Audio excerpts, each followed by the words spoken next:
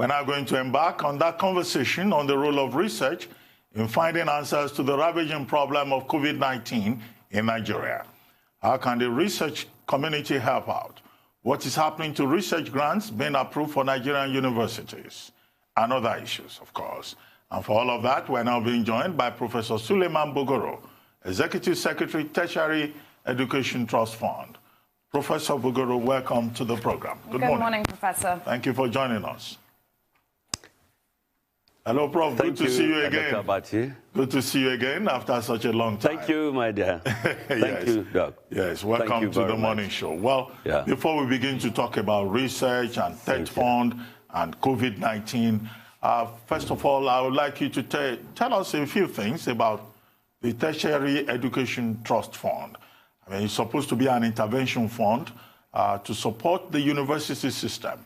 And yet, in spite of that, we have university teachers, polytechnics, colleges of education, always going on strike, always protesting that government is not providing enough support. And in 2017, the Buhari government provided enormous support. In 2018, President Buhari again approved about 161 billion naira for disbursement to universities, to support research, to support scholarship, to fill the gap, whatever funding gap exists. Now, where does the problem lie? Is it that these universities, colleges of education, and polytechnics are not following the guidelines for accessing TETFund? Or is it, as many people argue, that TETFund is very partial and that TETFund is politicized? Let's clear the air on this before we begin to talk about how TETFund can support the universities to do research in relation to COVID-19.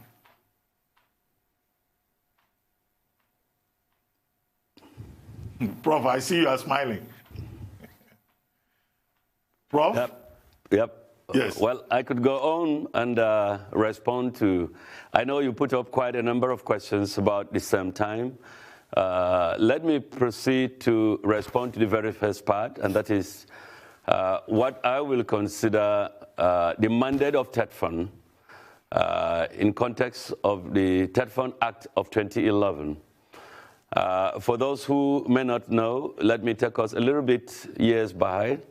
The emergence of ETF that eventually transformed to TETFund in 2011. ETF emerged consequent to negotiation between Academic Staff Union of Universities, ASU, in the early 90s, precisely between 1990 and 92. And with an agreement signed in 1992 between ASU and the federal government, then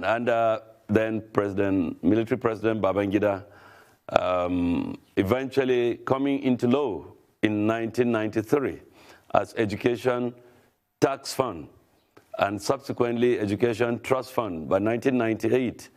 And somehow between 1993 and 2010, the funds were applied. In fact, the application of the funds actually started in the year 1999, 2000, when then Led Olakunri was made the chairman of the Board of Trustees.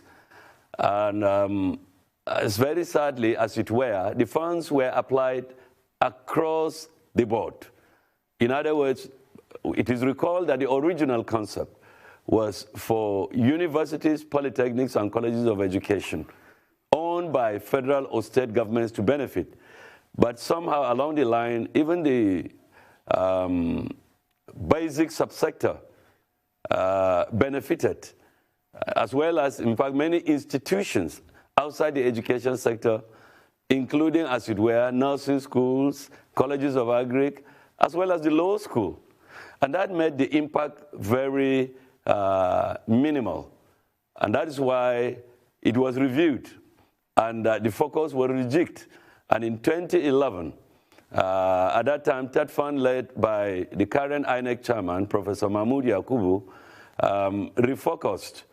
And the refocus was for the tertiary subsector exclusively. And as I indicated later, actually, not only universities. In fact, during the negotiation, although it was ASU that negotiated, but they felt, let us be fair to the other tertiary subsector institutions, that is the polytechnics and colleges of education. And it was agreed, and it reflected in the laws that emerged subsequently, that, well, the universities should take 50% of the funds, and the remaining 50% be equally split between public polytechnics and colleges of education.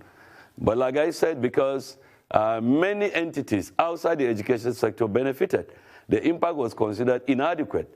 And that is why from 2011, when the name and the focus was changed, and the mandate now was very clear, only federal and state universities, polytechnics, and colleges of education were to benefit. It is very obvious that there was wisdom in that decision. And that is why it's become more manifest, the impact of TETFund as it was originally conceived from that time. Because at the time when ETF actually was negotiated and it came into being in 1993, I still recall that ASU had said Nigerian universities had become glorified secondary schools. And essentially because of inadequate physical infrastructure, and if they existed, they were largely decrepit, in very sorry state. But thankfully, from that time when ETF came into being, and particularly from 2011 to this year now, we're talking of 9 years, there has been manifest impact. I must say this, whatever criteria somebody wants to use. Yes, Dr. Abati talked about, well, TETFund might have been politicized. But let me say this, it depends on somebody's interpretation. After all, TETFund is a product of political creation. So it depends on what somebody means, because the law of TETFund is very clear, and it indicates very clearly, as it were, that the application of the funds through the various interventions, we have about 15 intervention lines, which I guess I hope I find time to speak about them later. There has to be equity, essentially between the 6 geopolitical zones. And so there is political sensitivity, let me say this. And for me at TETFund, I go around this country, I commission projects, and I can name across Nigeria from the extreme north to the extreme south, extreme east to the extreme west, institutions that have benefited, so much so that it is said that if you go to these public tertiary institutions, the University, Polytechnic, and College of Education, that some of them could as well be renamed TETFund institutions. I think in that respect, sitting from my office, I feel good that there is wisdom in the emergence of an intervention agency that today handles over 90% perhaps of the fiscal infrastructure requirements, but even more importantly, what we call the content component, leading us to the issue, the question that I guess we'll spend most of the time later speaking about, and that is those key content components of all of them. Research is virtually #1. And conference attendance, of course, manuscript development, transforming PhD thesis into textbooks, and so on and so forth, journal support for both professional journals initially and as well as institution-based journals, we hope. And so increasingly, there has been added and sustained presence of TETFund, and there is no doubt about it that TETFund, in fact, let me say this, today in Africa, more than 6 countries have come to ask from TETFund, what is the secret?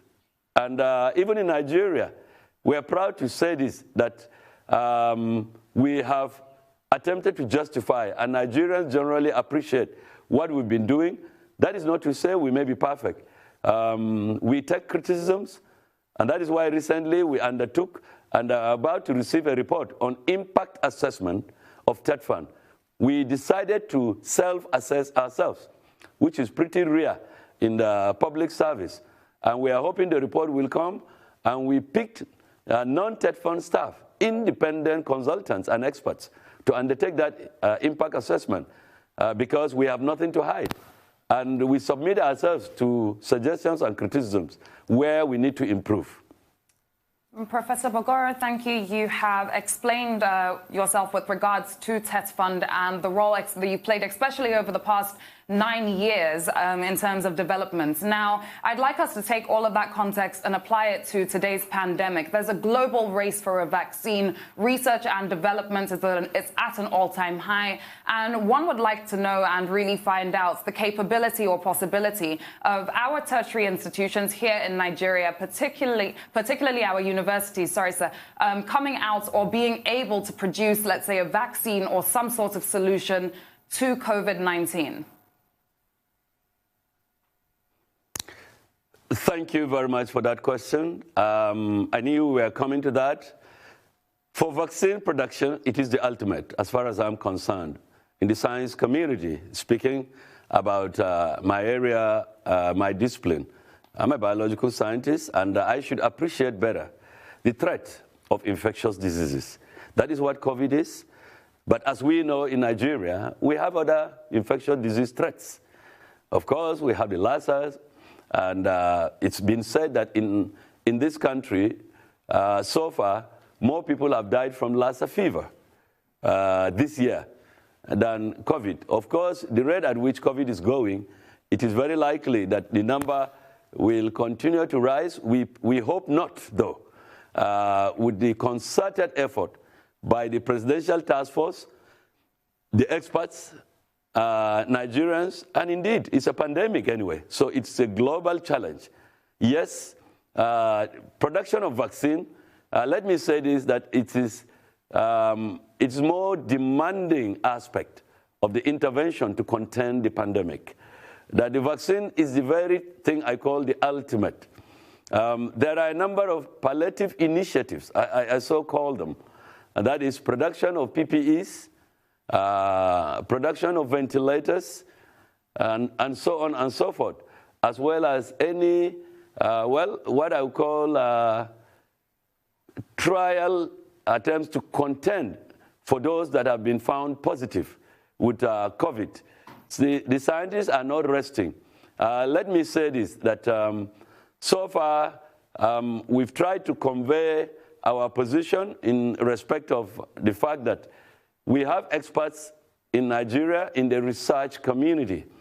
And let me also add that when we say research community, well, it's always been said that traditionally universities are the leaders of research, but that the university do not operate in isolation.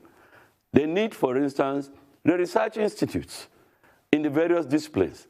They need centers of excellence that exist in this country. And for us in TETFund, although we're dealing with public universities, but that we have private universities.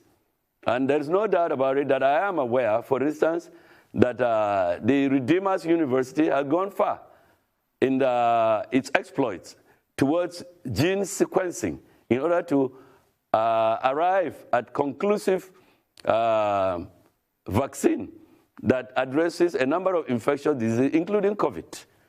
And many of our public universities, both federal and state universities, I have privileged information because we are communicating with the National Universities Commission and other entities that are associated with research in our tertiary institutions. Let me say this, that our researchers are eagerly waiting to be engaged. And for us, working closely with the National Universities Commission, TETFund, we know of the efforts that are ongoing, including prototype production of ventilators by a number of universities. We know that, however, that for vaccine, it takes a little longer, a longer protocol of certification. It's not just the laboratory production of a vaccine, but that the clinical testing and trials takes quite some months. And that is why listening to Dr. Fauci in the United States and many other experts, including many in this country, Human Virology Institute, etc., it is obvious that we have to be a little bit patient. Perhaps quite some months from now, where in April, some of the experts have said it may not be earlier than August, perhaps, before a certified vaccine could be applied. I am quoting the experts because that is not my area of expertise. Well, Prof. But let's hope that that eventually happens. But Prof. take it from me. We are in liaison, we have received intentions and initiatives already on some of these things, including vaccine production. It is recalled that one of the testing sites in Nigeria is the National Veterinary Research Institute, VOM. And let's note, many of the infectious diseases are zoonotic. And to be zoonotic, that is that some of them are transmissible between humans and animals.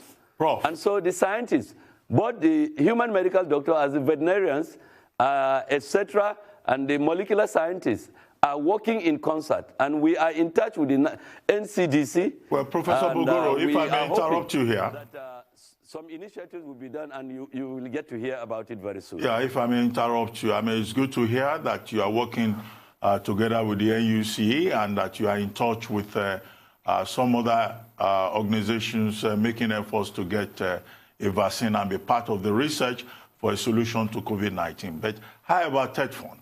To what extent is TETFund itself ready to support that research? Do you have the resources, or do you need help, maybe from the private sector or from the central bank or directly from the federal government, to be able to intervene and support the research process in Nigeria?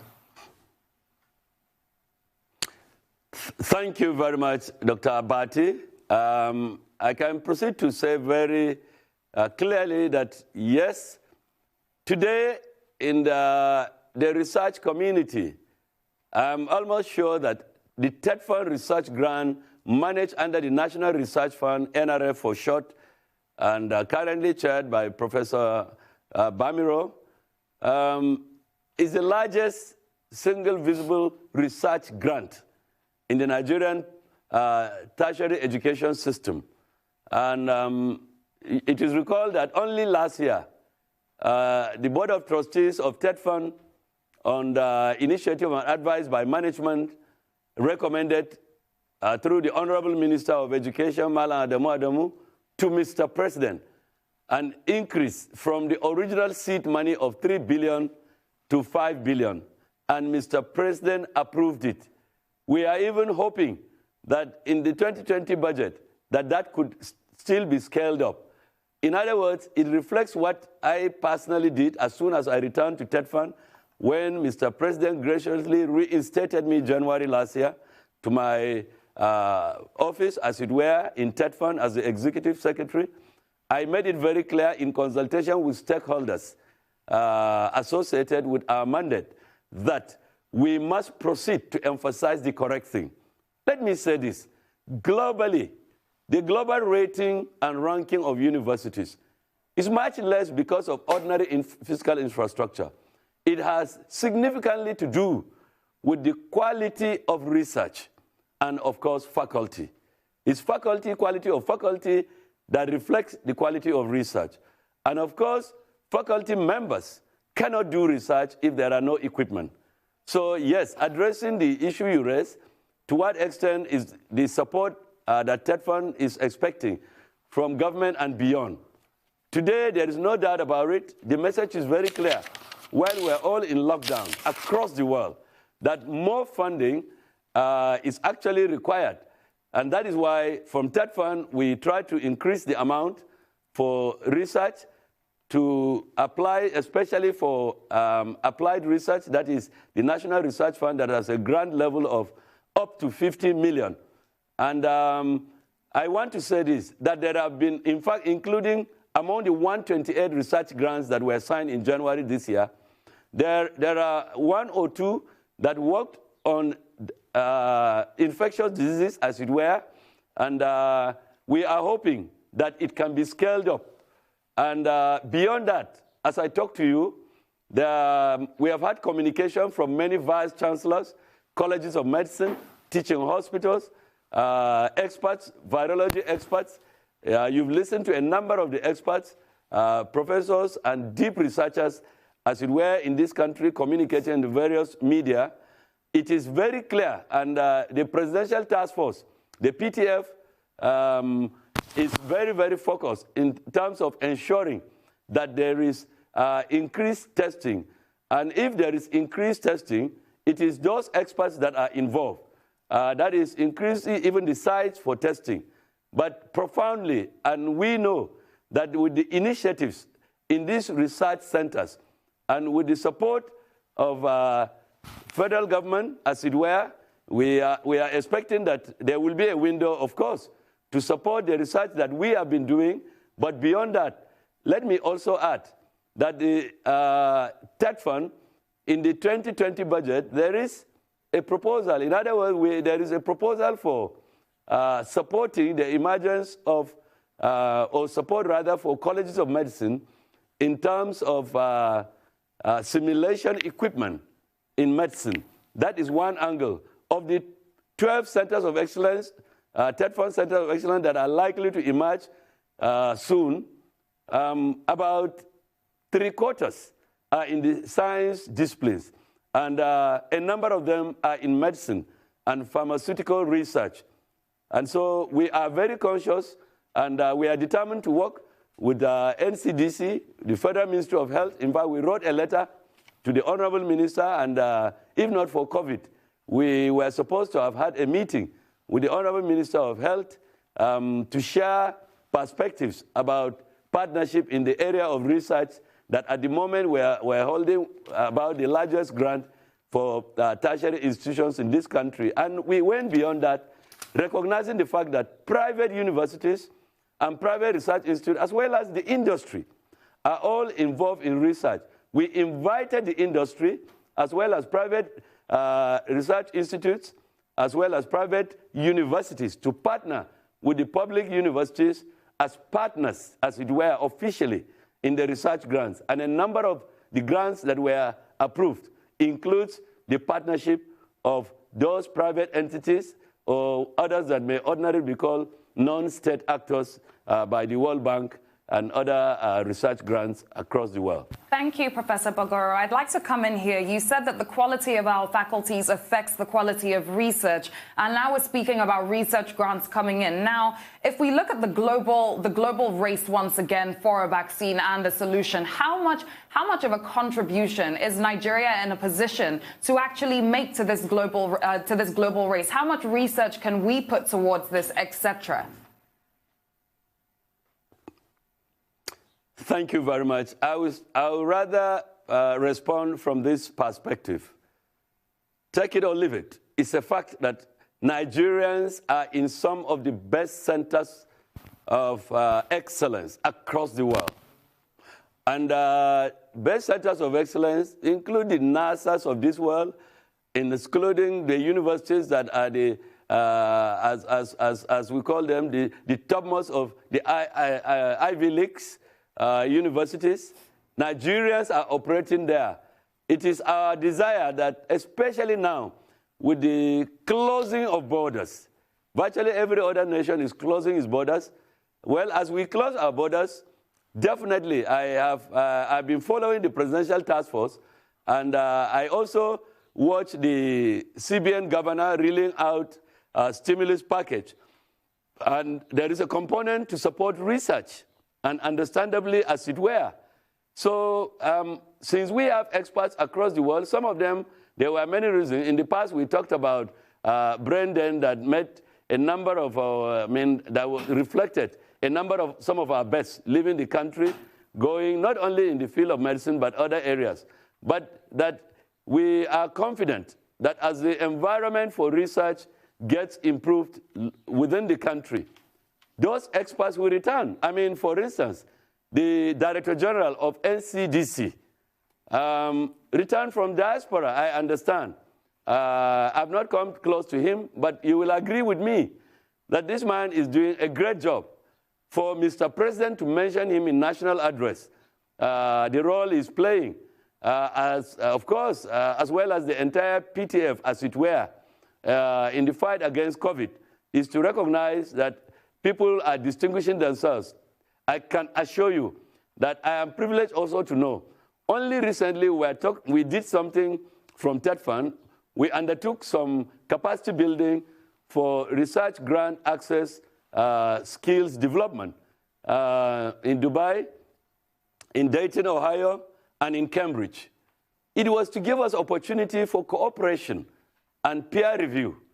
And many of the professors, some of the best that we have in this country, were very happy that we did that, because there is no country in the world that operates in isolation. If you look at the sustainable goals, there is emphasis on cooperation. Well, Prof, on that note about cooperation, we need to bring this to an end. And we've been having a very exciting conversation with you.